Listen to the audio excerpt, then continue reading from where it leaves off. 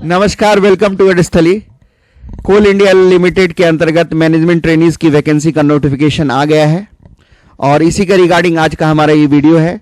तो आप वीडियो को अंत तक देखें और अगर चैनल से नए जुड़े हैं तो चैनल को सब्सक्राइब जरूर कर लें, क्योंकि जितनी भी गवर्नमेंट वैकेंसीज आती है उसका वीडियोस मैं लेके आता हूं अपने चैनल पे।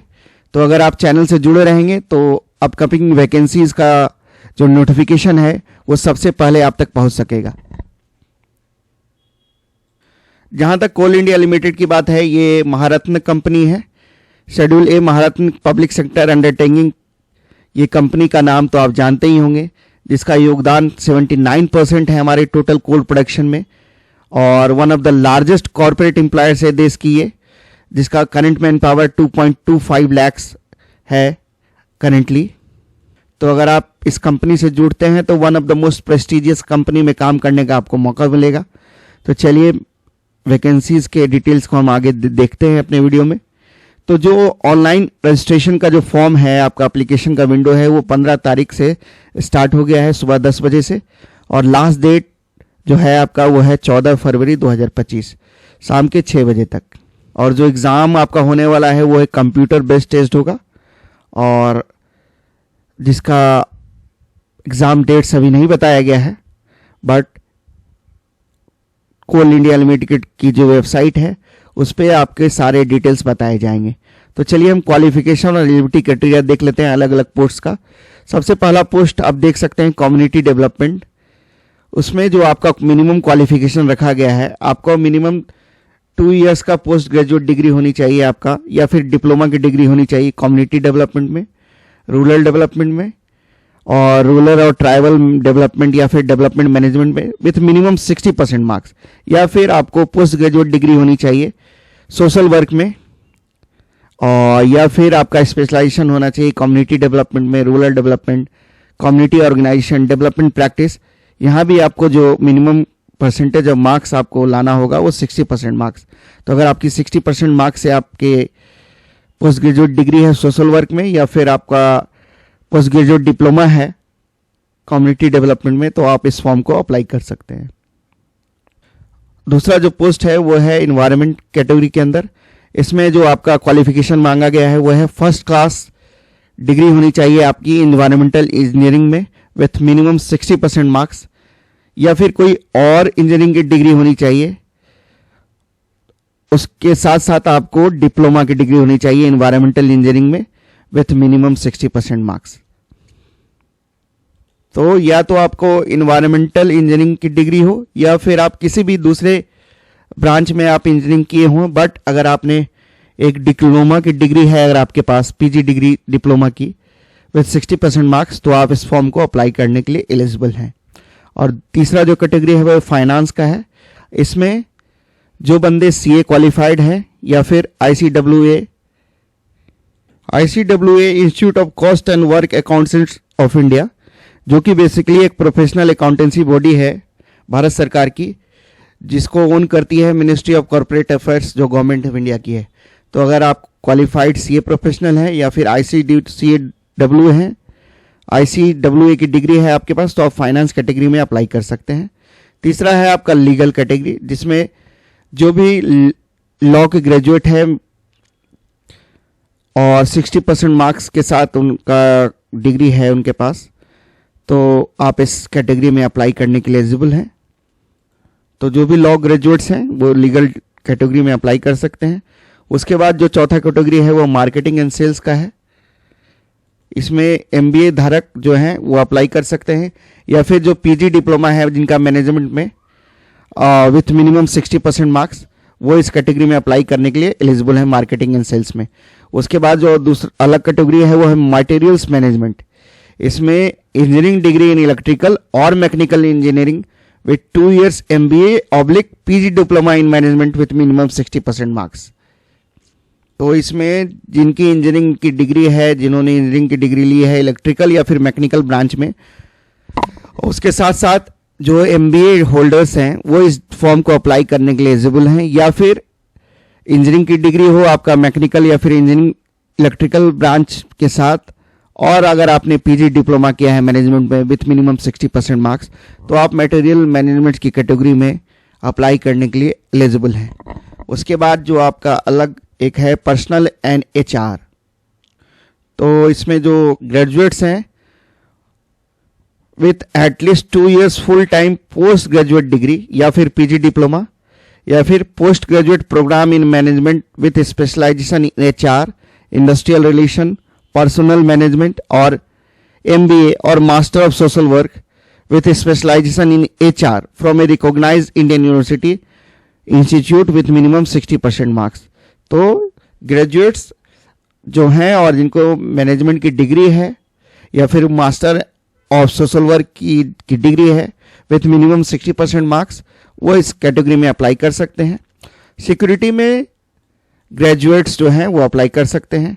और जो लास्ट कैटेगरी है आपका कोल प्रिपरेशन, इसमें BE, BTech, BSc engineering in chemical oblique mineral engineering oblique mineral and metallurgical engineering with minimum 60% marks. तो जो बीटेक डिग्री है जिनकी या फिर बीएससी इंजीनियरिंग है केमिकल मिनरल इंजीनियरिंग में, मिनरल एंड मेट्रोलॉजिकल इंजीनियरिंग में, वो इस फॉर्म को अप्लाई करने के लिए एलिजिबल हैं कोल प्रिपरेशन कैटेगरी में। तो इसमें जो डिस्टेंस मोड से जिनकी डिग्री है वो भी इस फॉर्म को अप्लाई करने के लिए एलिजिबल हैं except personal and HR category के। हाउएवर एनवायरमेंटल, कोल प्रिपरेशन और मटेरियल्स मैनेजमेंट की डिसिप्लिन में इंजीनियरिंग की degree full time regular courses के थ्रू होनी चाहिए। और वहीं सिक्योरिटी कैटेगरी में जो मिनिमम क्वालिफिकेशन था वो आपका ग्रेजुएट थे, बट इसमें एक्सपीरियंस रखा गया है मिनिमम 2 साल का in officer oblique executive cadre with either arm forces और सेंट्रल पुलिस ऑर्गेनाइजेशन। तो अगर आपका 2 साल का वर्क एक्सपीरियंस है सीपीओ, सेंट्रल पुलिस ऑर्गेनाइजेशन या फिर आर्म फोर्सेस के साथ, तो आप इस फॉर्म को अप्लाई करने के लिए एलिजिबल हैं। या फिर minimum 5 years service in officer या एग्जीक्यूटिव कैडर में with other government PSC private organisation. Security discipline में आपको एक्सपीरियंस मांगा गया है। तो जो अपेयरिंग कैंडिडेट्स हैं वो भी फॉर्म भरने के लिए एलिजिबल हैं। हालांकि उनकी जो डिग्री है, जो पासिंग सर्टिफिकेट है उनका, वो उनको डॉक्यूमेंट वेरिफिकेशन से पहले सबमिट करना होगा। अगर डीवी के डेट से पहले आपकी मार्कशीट आ जाती है तो आप इस फॉर्म को भरने के लिए एलिजिबल हैं। और अगर आपका डीवी तक आप सेलेक्ट होते हैं तो आप फाइनल सिलेक्शन के लिए भी एलिजिबल रहेंगे। हालांकि ये जो है आपका लिखा गया है कि candidate must clear all subjects of final year, semester, trimester whichever is applicable in the academic year 2024-25 in a single attempt। तो कोई भी आपका सारा पेपर क्लियर होना चाहिए और कोई भी पेपर्स आपका बैकलॉग में नहीं होना चाहिए जिसका क्लियर करना आपको बाकी है। और जो जनरल कंडीशंस हैं वो ग्रेजुएशन आपकी किसी भी रिकॉग्नाइज्ड इंस्टीट्यूट से होनी चाहिए और इंजीनियरिंग की जो आपकी डिग्री होनी चाहिए वो भी रेगुलर फुल टाइम कोर्स होना चाहिए। और जो जिनके पास एमबीए या फिर पीजी डिप्लोमा की डिग्री या फिर पीजी डिग्री है वो भी किसी मान्यता प्राप्त संस्थान से होनी चाहिए मिनिमम 2 years ड्यूरेशन की। और इसके तहत ऑनलाइन या फिर कॉरेस्पोंडेंस कोर्सेज भी अलाउड है। हालांकि पर्सनल एंड एचआर डिसिप्लिन को छोड़ के उसमें आपको फुल टाइम रेगुलर कोर्स ही होना चाहिए। और जो मार्क्स का आपका कैलकुलेशन होगा वो सारे ईयर सारे सेमेस्टर्स के मार्क्स को जोड़ के होगा और मिनिमम 60% तो आपको होना ही चाहिए। इवन 59.99% भी कंसिडर नहीं किया जाएगा, उसको 60% से कम माना जाएगा। तो 60% से ऊपर आपका मार्क्स होना चाहिए, मिनिमम 60%। तो जो जनरल कैंडिडेट्स हैं, जो ओबीसी हैं या फिर इकोनॉमिकली वीकर सेक्शन से बिलोंग करते हैं, उनके लिए जो मिनिमम क्वालिफाइंग मार्क्स है वो है 60%। और एससीज, एसटी और पर्सन्स विद डिसेबिलिटीज को 5% का छूट दिया गया है। तो जो एससी एसटी कैंडिडेट हैं और जो पर्सन्स विद डिसेबिलिटी हैं उनको 55% मार्क्स भी अगर उनका है ग्रेजुएशन या फिर पीजी में तो वो इस फॉर्म को भरने के लिए एलिजिबल हैं। और जो टेंटेटिव वैकेंसी हम देख रहे हैं वो है टोटल पोस्ट आपका इस बार जो आया है वो 434 है 434।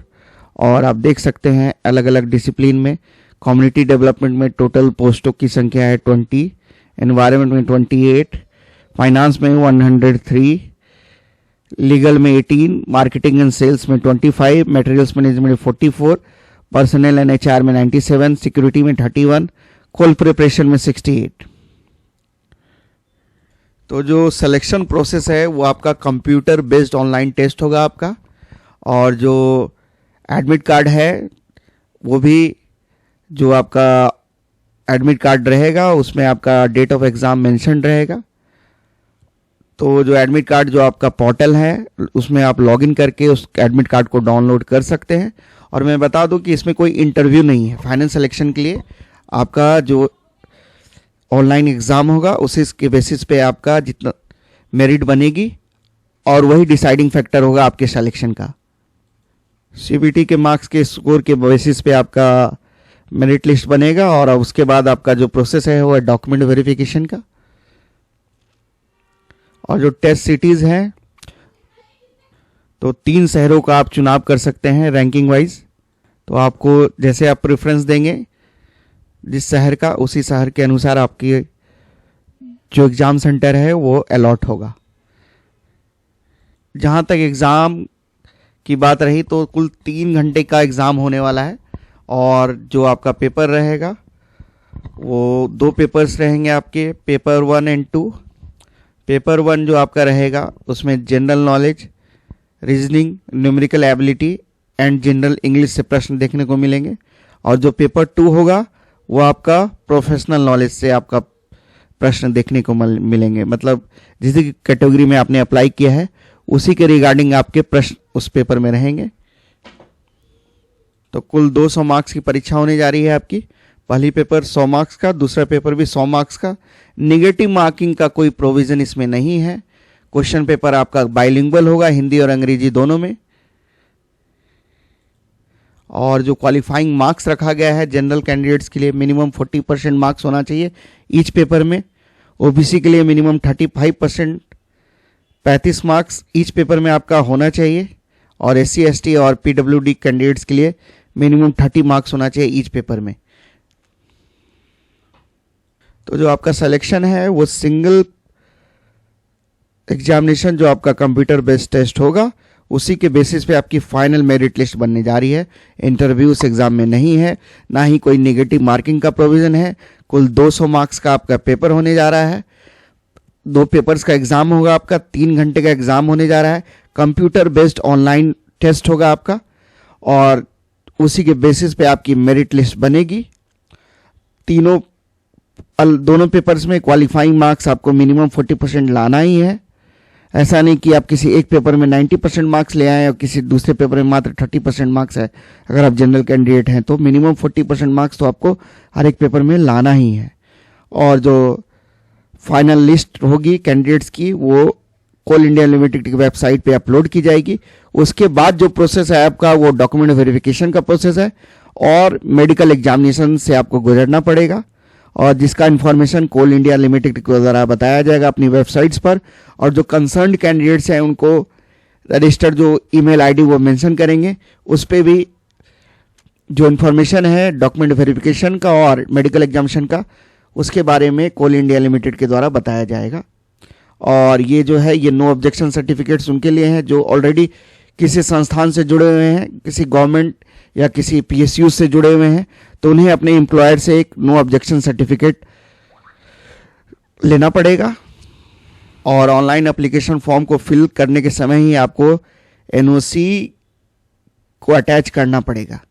और जब अगर आपका सिलेक्शन हो जाता है फाइनली तो आपको रिलीविंग लेटर जो भी प्रेजेंट एम्प्लॉयर हैं आपके वहाँ से आपको रिलीविंग लेटर सबमिट करना होगा, तभी आप कोल इंडिया लिमिटेड के साथ जुड़ सकते हैं। और जो एग्जामिनेशन फ़ी है इसमें एप्लीकेशन फ़ी है वो है जनरल कैंडिडेट्स के लिए, OBC के लिए, EWS कैटेगरी के लिए 1180 रुपया, 1000 रुपया प्लस 180 रुपया GST, कुल मिलाकर 1180, 1180 रुपये आपको एग्जामिनेशन फ़ी के रूप में देना पड़ेगा। और जो कोल इंडिया के एम्प्लॉई हैं और जो SC ST कैंडिडेट्स हैं या फिर पर्सन्स विद बेंचमार्क डिसेबिलिटीज़ के जो कैंडिडेट्स हैं उनको एप्लीकेशन फ़ी नहीं लगेगा और जो फ़ी पेमेंट है आपका ऑनलाइन मोड में ही होगा। कोई अदर मोड नहीं है, ना ही कोई डीडी, ना ही कोई डिमांड ड्राफ्ट, ऐसा कोई प्रोविज़न नहीं है इसमें। जो अपर एज लिमिट है वो 30 ईयर्स है। 30 सितंबर 2024 को आपके उम्र की गणना की जाएगी। तो जो मैक्सिमम एज लिमिट है 30 ईयर्स है और कैटेगरी वाइज एज रिलैक्सेशन अपर एज लिमिट में प्रोवाइड किया गया है। ओबीसी कैंडिडेट्स के लिए 3 ईयर्स, एससी एसटीज के लिए 5 साल, फॉर पर्सन्स विद डिसेबिलिटीज जो जनरल कैंडिडेट्स हैं उनको 10 सालों का छूट है, जो ओबीसी के कैंडिडेट्स उनको 13 साल, जो एससी एसटी के कैंडिडेट को 15 साल। तो जो ग्रेड पे है आपका जो सैलरी आपको मिलने जा रही है मैनेजमेंट ट्रेनिंग के रूप में, तो इनिशियल 1 साल के लिए 50,000 रुपये आपका बेसिक होगा और जब आप 1 साल की ट्रेनिंग पूरी कर लेते हैं तो आपको रेगुलराइजेशन होगा आपका E3 कैटेगरी में। पहले आप E2 कैटेगरी में रहेंगे, उसके बाद E3 कैटेगरी में आपका रेगुलराइजेशन होगा और जो पे स्केल आपका रहेगा वो 60,000 रुपये से 1,80,000 रुपये के बीच रहेगा। तो इनिशियल बेसिक जो आपका रहने वाला है वो 60,000 और प्रोविजन पीरियड आपका 1 साल का रहेगा अगर वो एक्सटेंड नहीं होता है। और बेसिक पे के अलावा आपको डीए मिलेगा, एचआरए मिलेगा और भी जो दूसरे जो फैसिलिटीज़ है कोल इंडिया लिमिटेड की, वो सारी फैसिलिटीज़ आपको मिलेंगी, जैसे लीव की फैसिलिटी, मेडिकल फैसिलिटीज़, ग्रेच्युटी और भी बहुत सारी फैसिलिटीज़ हैं। तो ये वैकेंसी बहुत ही अच्छी है। तो जो भी बच्चे इसके लिए एलिजिबल हैं वो ज़रूर इस फॉर्म को भरें। ऑल इंडिया लेवल की मैं बता दूं आपकी ये पोस्टिंग होने जा रही है, लेकिन आपसे चॉइस मांगा जाएगा और जो 3 चॉइस आपसे मांगा जाएगा उसी के अनुसार कंसिडर करेगी कोल इंडिया लिमिटेड आपकी पोस्टिंग। और एक बॉन्ड भरना पड़ेगा आपको 60 मंथ का मिनिमम जो एग्रीमेंट आपका पीरियड रहेगा, सर्विस एग्रीमेंट बॉन्ड। तो एक एग्रीमेंट आपको करना पड़ेगा at the time of joining. तो अगर आप 5 साल से पहले इस जॉब को क्विट कर देते हैं तो आपको फाइनेंशियल लॉस बियर करना पड़ेगा। तो उसके पहले अब मैंने बताया कि ज्वाइनिंग से पहले आपका मेडिकल एग्जामिनेशन भी करवाया जाएगा कोल इंडिया लिमिटेड के द्वारा। एप्लीकेशन करने के लिए आपको कोल इंडिया लिमिटेड की जो वेबसाइट है www.coalindia.in, इस पे जाके आप करियर विथ CIL में जाइएगा। उसके बाद जॉब साइट कोल इंडिया सेक्शन पे क्लिक करके आप वहाँ से फॉर्म भर सकते हैं। और एप्लीकेशन के समय आपको जितने भी कॉपीज़ है आपकी मार्कशीट की वो सारी आपको अटैच करनी पड़ेगी। आपको signature, scanned copy of signature, scanned copies of document self attested mode में आप सबको अपलोड करना होगा। तो बहुत ही अच्छी वैकेंसी आई है। तो मैं यही कहूँगा कि जो बच्चे इसके लिए एलिजिबल हैं वो ज़रूर इसमें अप्लाई करें और महारत्न कंपनी से जुड़ने का जो मौका मिला है आपको उसका आप लाभ उठाएं। और भी अपडेट्स के लिए आप हमारे चैनल से जुड़े रहें और चैनल को सब्सक्राइब जरूर कर लें। वीडियो को देखने के लिए सबको धन्यवाद। जय हिंद, जय भारत।